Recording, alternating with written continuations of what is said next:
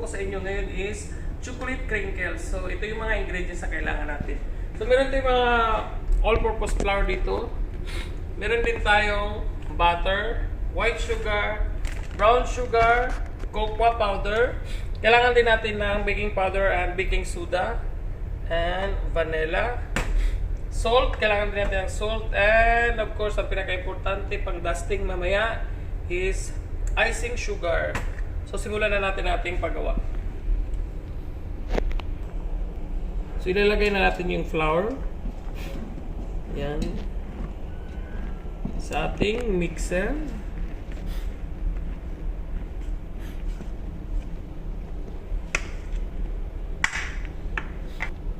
Yan ating white sugar.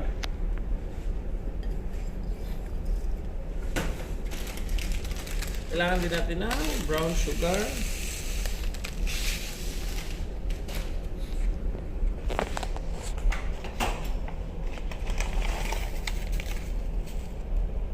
Salt.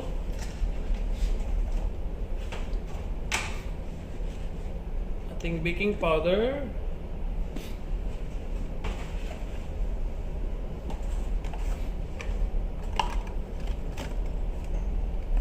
Baking soda. Cocoa powder.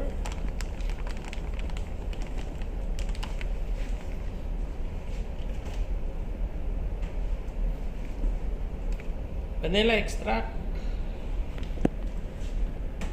At ang ating butter.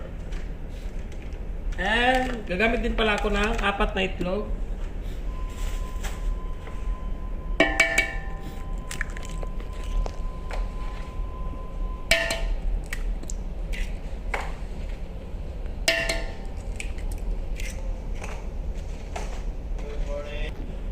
So guys, ilagay na natin sa ating mixer para ma-mix na ating mga ingredients.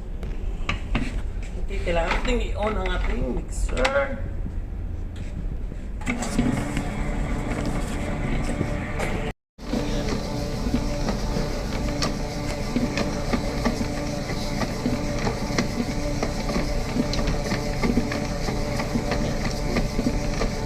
Guys, magdagdag lang ako na fresh milk.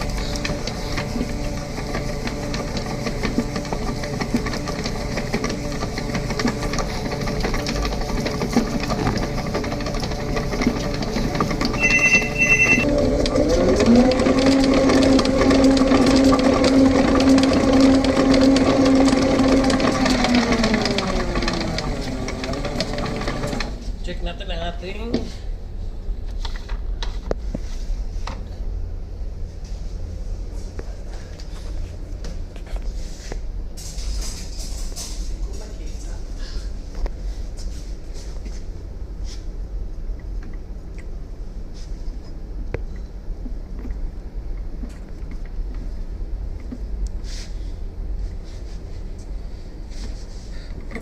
pwede na yan. Guys, ito na. So, naglagyan ko lang na icing sugar.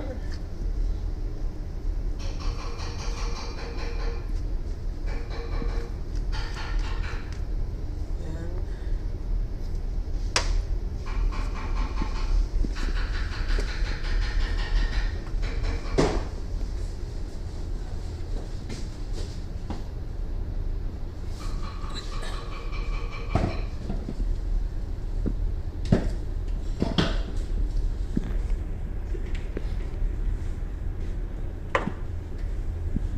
So, meron akong icing sugar dito for dusting. So, simulan na natin ang ating paggawa ng crinkles.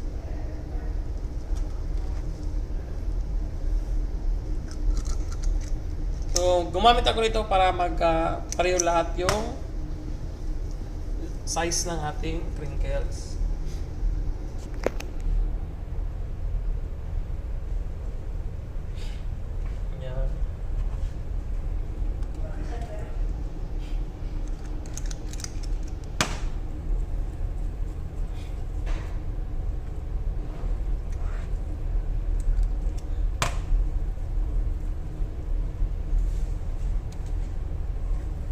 just connect it. Oh, sorry.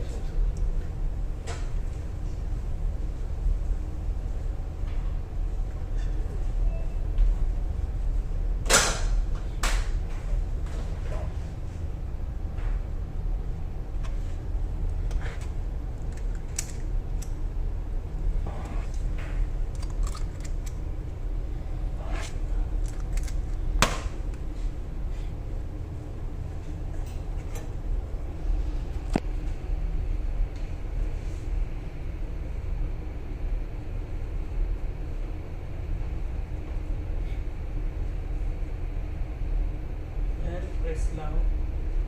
Press.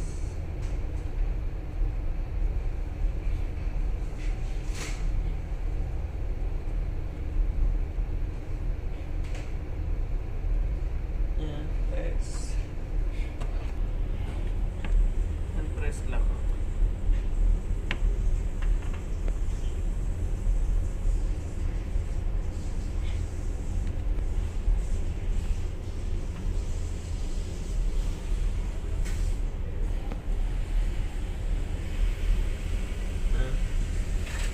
Gagawa pa tayo ng isa pa. So guys, i-press nyo lang bago natin isa lang sa oven sa loob ng 15 minutes. Yan. Okay, it's ready. So, it's time to oven. Ayan, isa lang na natin. And balikan natin after 15 minutes.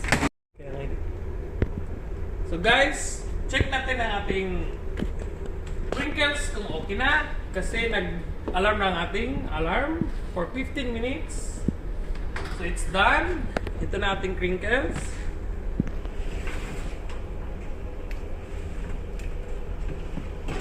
Yan. So guys, ito na ating chocolate crinkles cookies. So, kailangan natin tikman.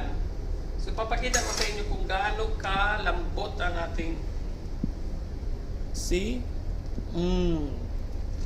So, parang ano lang siya, parang moist cake.